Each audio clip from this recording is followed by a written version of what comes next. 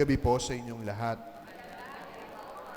Isang bising Jesus ang siyang ating natunghayan sa Ebanghelyo sapagkat sa loob lamang ng isang araw, napakarami niyang ginawa. Ang sabi sa unang bahagi ng kwento, marami siyang pinagaling, marami siyang tinuruan, marami siyang ginawan ng mabuti.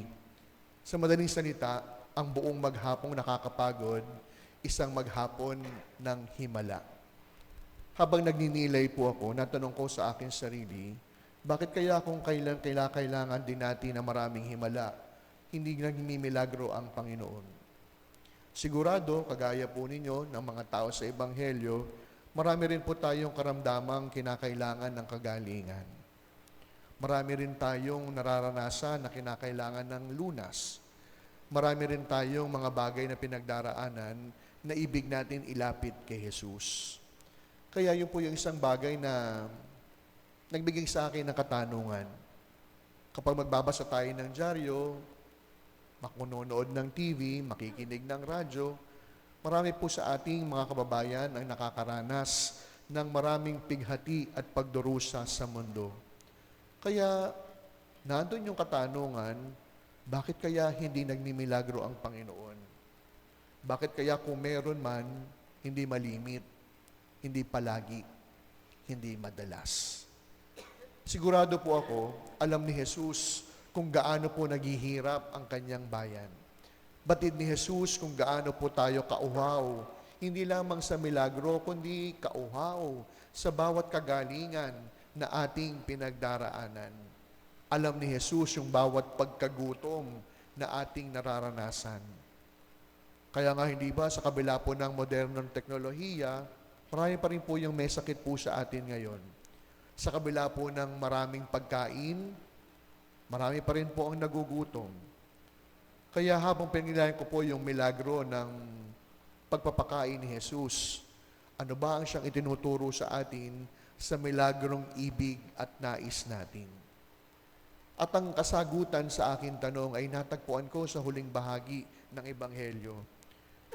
Nang magtanong si Jesus sa kanyang mga alagad, ano ang mayroon kayo?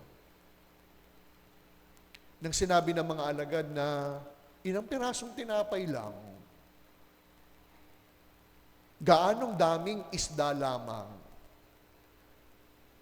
At isang bagay po yung pinatunayan sa atin ni Jesus. Ano mang hawak ng ating mga kamay, gaano man ito kadami, gaano man ito kaunti, kapag ibinigay natin sa kamay ni Jesus, hindi lamang dumadami. Kundi anumang bagay na hawak ng ating kamay at binigay sa Panginoon, ito rin ay sumasapat. Sumosobra pa. Kaya yun po yung unang tanong o sagot sa ating katanungan. Ibig ba natin ang himala? Ibigay natin kay Jesus. Anumang hawak ng ating kamay. Ibig ba natin ang milagro? Hinihingi ni Jesus anumang hawak ng ating mga puso. Alam nyo, dito po sa ating parokya, pinisimulan ng ating dating kura paroko, yung pagkakaroon po natin ng balik-handog. Yung po yung ating stewardship program. Ang balik-handog po, hindi po to fundraising. Baka kasi akala lang, naku si Father, may pasobre na naman. Although ganyan po yung sinasabi ng iba. Pero ako, sabi ko, kaya nila nababanggit yun, hindi kasi nila alam. Ang ating balik-handog po, ay parang ganun din na nangyari sa Ebanghelyo. Parang sinasabi ni Jesus sa ating lahat, ano ba ang mayroon ka? Ang sabi po ng PCP2, walang mayaman na hindi nangangailangan at walang mahirap na hindi maaaring magkaloob.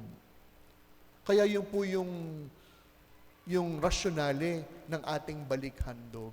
Hindi ho padamihin yung pera natin, kundi padamihin ang may pusong may malasakit para sa higit ang pangangailangan sa atin. Kaya dito po sa atin sa Peña Francia, ibig ba natin ng himala? Tinatanong tayo ni Jesus, ano ang meron ka? Nais ba natin ng milagro? Tinatanong sa atin ni Jesus, ano ang hawak ng iyong mga kamay? At nakita natin sa Ebanghelyo, kahit ilang pirasong tinapay at isda, kung handa nating ibigay kay Jesus, hindi lamang ito dadami, hindi lamang sasapat. Ano mang kaya natin ibigay kay Jesus, may milagrong magaganap. Kaya sa pagpapatuloy po ng ating pagdiriwang, sigurado dito sa ating sa Peña Francia, ibig natin ang himala. Natitiyak ko dito sa ating parokya, nais natin ng milagro. Isang bagay lang tanong ni Jesus, ano ang meron ka? Maging handa lamang tayong ibigay sa mga kamay ni Jesus ang bawat hawak ng ating mga kamay. Nang sa gayon, maging handa rin tayo. Sigurado, may milagrong magaganap, may himala na mangyayari. Amen.